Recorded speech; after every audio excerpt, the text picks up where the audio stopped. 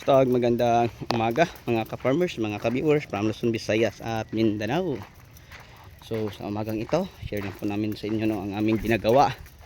So ngayon naglagay na po kami ng tie wire mga ka-farmers sa gitna sa aming area na ang tanim ay ampalaya.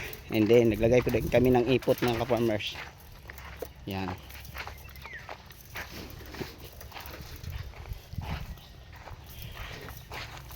So yan ang ipot mga ka-farmers na pinapalagay natin. Yan. Magkabilaan lang.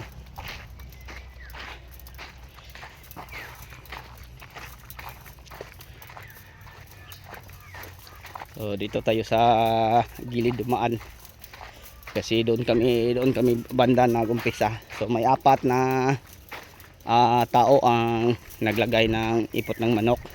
So yung nakatambak diyan ipot ng manok mga ka-farmers.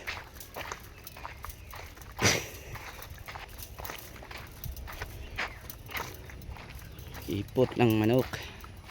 So dito may mga damo kasi mga puno po ito ng kahoy na pinuputo lang namin. So hindi madaanan sa tiller kasi maugat po mga ka-farmers, no?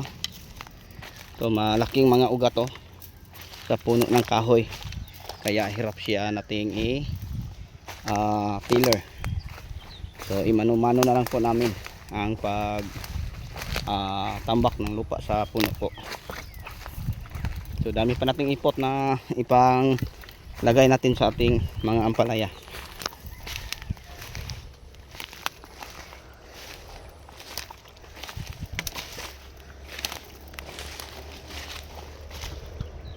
Yan. So yun lang mga ka-farmers, yung kunting portion lang ang madamo. So dito papunta doon at saka sa isang dulo napakalinis po.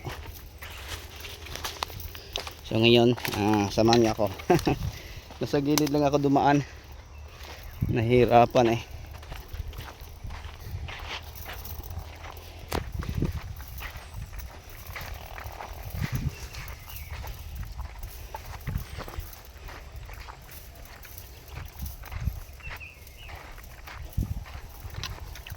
Yan ang ating ampalaya mga ka-farmers. So plastada na ang mga dahon Hindi katulad sa bago pag nakakaakyat. Dahil nagano pa siya. So stress to sa hangin mga ka-farmers ang ating ampalaya. Dahil bugbog ang kanyang talbos. So stress siya.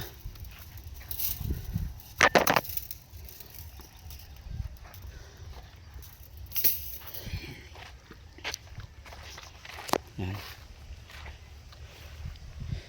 Maganda na siyang tingnan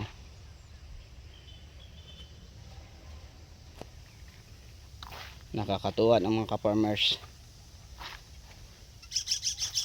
So ngayon may tie wire na tayo mga ka-farmers na nilagay sa gitna ito So pagkatapos din mga ka-farmers, din na natin i-install. So itali lang natin sa kawayan. So yun po ang purpose nito na bakit naglagay tayo sa gilid ng mga meter. Kasi yung gitnang tie wire din natin tatali katulad ng nakikita ninyo. Yan mga ka-farmers.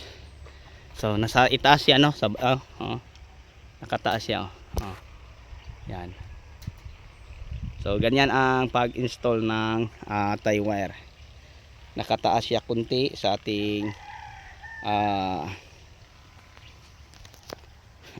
mga nakababag. So ang ating gagawin, maglagay lang tayo ng paltak katulad ng nakikita nyo dito mga ka-farmers. Yun po ang paltak namin, isang buong kawayan. Yan, doon tinatali ang ating tie wire. And then pagka dito, tali din naman. And then sa isang dulo. So ganun din sa kabilang side, hanggang sa isang side, tinatali din sa paltak. And then hinuhugot. So ganyan ng mga ka-farmers ang pag-install ng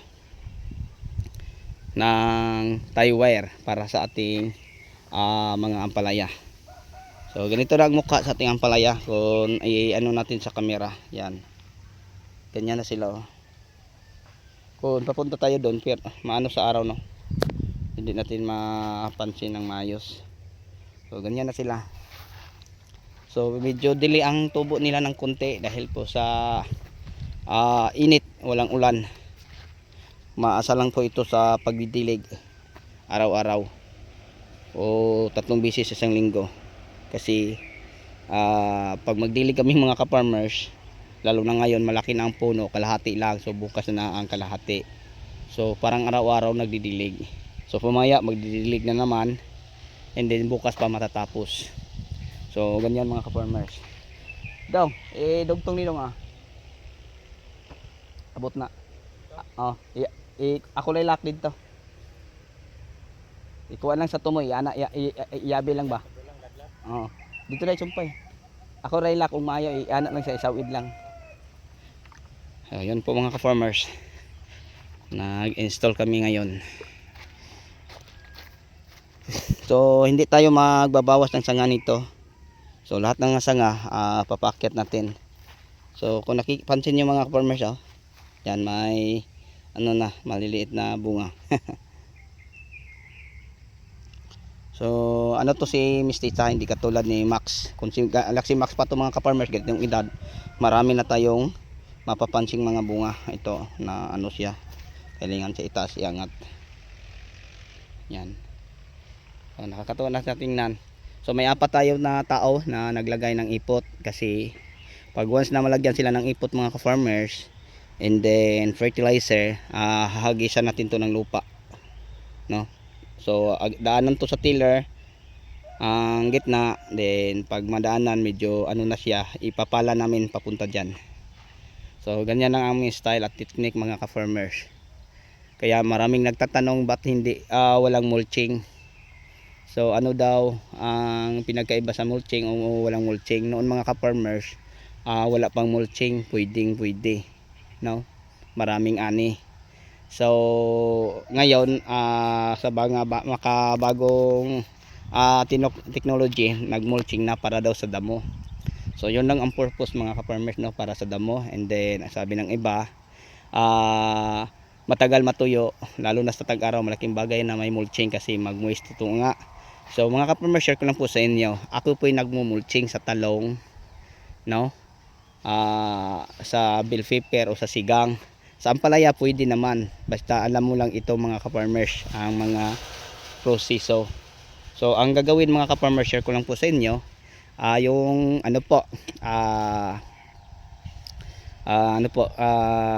itanim sila ng malalim para magkakaugat.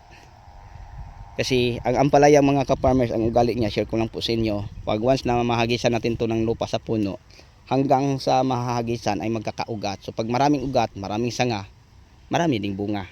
So yun ang teknik ko dyan mga ka-farmers. Kaya hindi ako nagbo-mulching.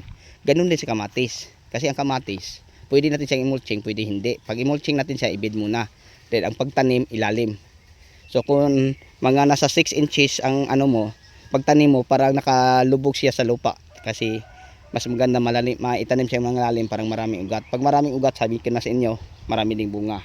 So yun ang mga ka-farmers, mga ka-viewers ang ma-share ko po sa inyo. So sa inyong lahat, hanggang dito na lang po. Maraming salamat. Bye bye and God bless.